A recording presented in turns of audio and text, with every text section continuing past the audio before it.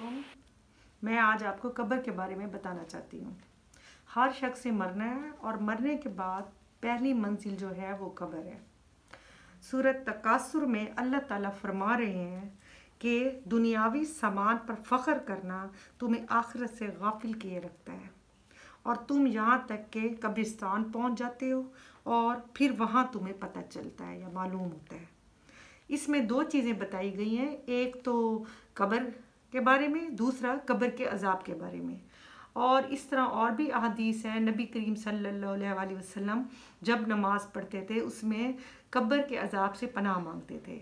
और हज़रत उस्मान के बारे में है कि वो कब्रों पे जाके इतना रोते थे कि उनकी दाढ़ी आंसुओं से तार हो जाती थी। तो सहाबी कहते थे कि या ए उस्मान, तो आप तो अशरा मुबशरा हैं। तो वो कहते कि मेरे लिए वो मंजिल तो आनी है ना, पहली जो कब्र है, उस कब्र से मुझे बहुत खौफ आता है।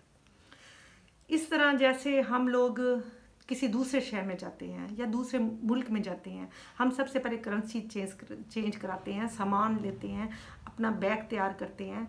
इसी तरह कब्र में जाने के लिए हमें आमाल सालिहा का इंतज़ाम करना पड़ेगा।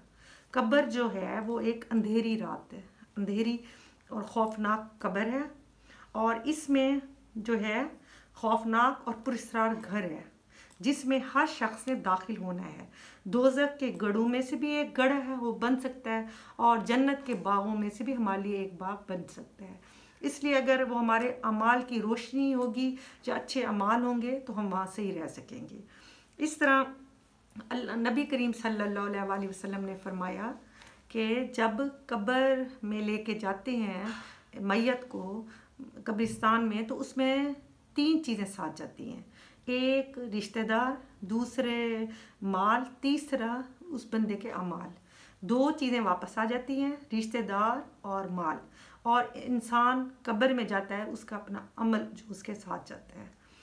नबी करीम सल्लल्लाहु अलैहि वसल्लम ने फरमाया कि रात को सोने से पहले सूरत मुल्क और सूरत सजदा पढ़ें ताकि आप कब्र के अजाब से बच सकें।